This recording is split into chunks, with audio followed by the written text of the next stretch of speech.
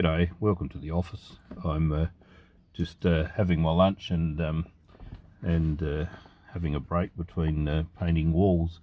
I wanted to share with you today a poem called Spiritual Bypassing. I was accused a while ago of spiritual bypassing because I chose to take a different approach towards the dramas that are happening in life today. And not look at it in a reactive way and thinking that we need to go out and march in the streets and wave placards and be angry about what's going on. With the spiritual perspective, I tend to see that everything has a purpose and a reason. It doesn't mean that I won't help, the person that's struggling in the street, or turn my back on nasty things that are happening. But my emphasis is more on concentrating on building the sense of love within myself so that can be permeated to those that I am able to help. I mean, I can't make a huge difference to what's happening on the other side of the world, but I can actually change those around me. So this poem is called Spiritual Bypassing. Accused of spiritual bypassing, the accusation hurled, because I choose to save my soul before trying to save the world. But I say to you, what good the man who, when the story's told, spends his life trying to save the world but loses his own soul. All the gnashing of teeth and angry chants, the marching in the streets, does it ever really change a thing when, with time, it all repeats? When one tyrant falls, another rises, as long as anger and hate remain. And all marching and placard waving is for very little gain. I say there is a better way to rise this world above, and that's by learning the core of all is the expression of source through love. It really isn't bypassing at all to take the love perspective. Surely the other way has proved itself to be constantly defective.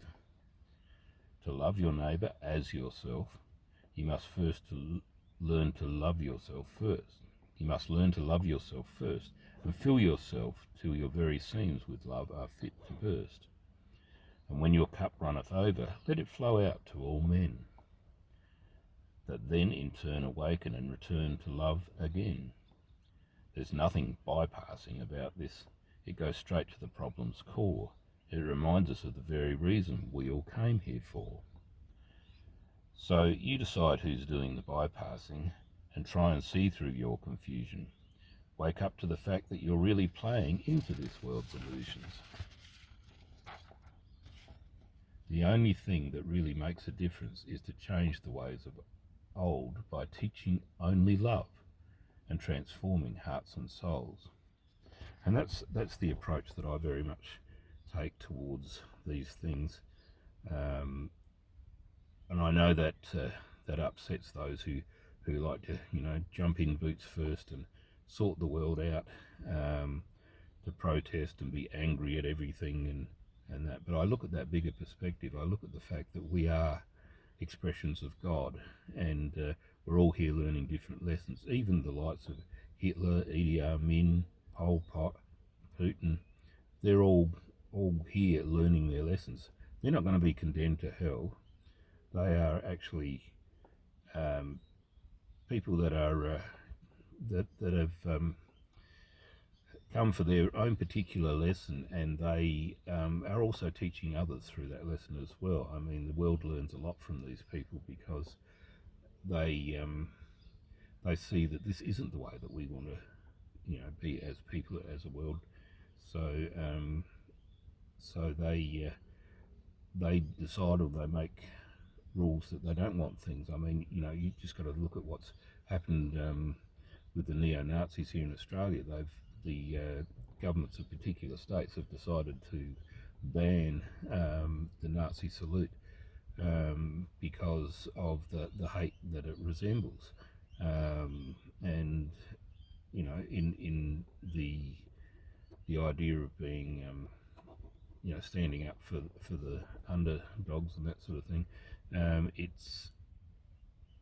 It's not representing what they want to be as, or what society wants to be.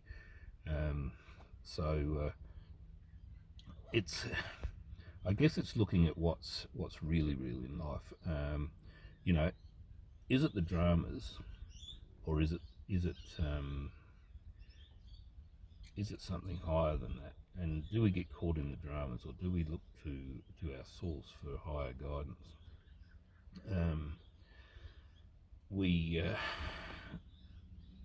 we can react to the world, or we can actually be love in the world, and that's basically what Jesus was talking to us about. We should teach only love. We should be love through our example to others, and actually change the world that way. I mean, you look at the conflicts that are happening in the world, and the to and froing, and you look at Palestine and Israel, and that war's been going on for years, and they haven't really resolved their issues. And I don't know that they ever will, because you kill one, they want revenge. Kill them, they want revenge back.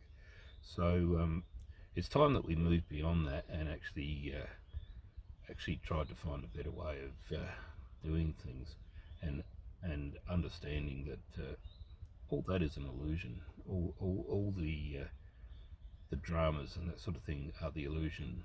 The reality is that we are love, and we need to actually get in line with that, and then we can change the world in a better way. The second poem I want to share is Really Real. There's so much more to life, you see. Pull up a pew and sit with me. He beckoned me to come sit down. As I sat, he cast his eyes around. All of this you think is real, all you see and touch and feel. This bench, this tree, this old stone wall isn't really real at all. I see you struggling in confusion with this concept of illusion. You look at all the pain and fear, you think the price of life's too dear. The struggle wears your spirit down in the effort not to drown beneath the waves of your emotion amidst illusion's stormy ocean. But I say to you, this game's defective. It's time to take a new perspective, to see life for what it really is, above the bitter dream of this. For we are all the great divine, we transcend this place and time. We are eternal, far above, we are the essence here of love.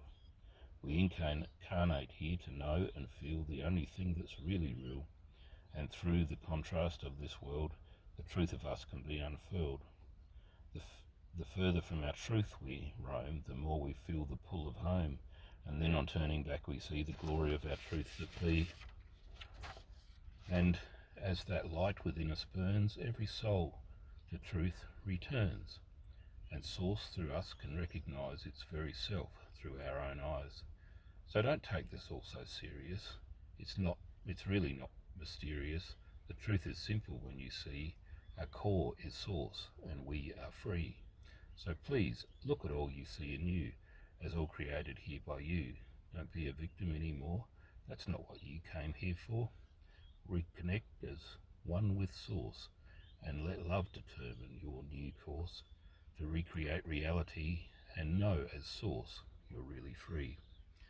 And that's basically what we need to do. We need to stop believing in the illusions in life and actually turn around and find out what is really real. Go within, find out that we aren't reactive beings thrown into a cruel universe, but actually we are creators. We have the choice to create love, or we have the choice to create fear.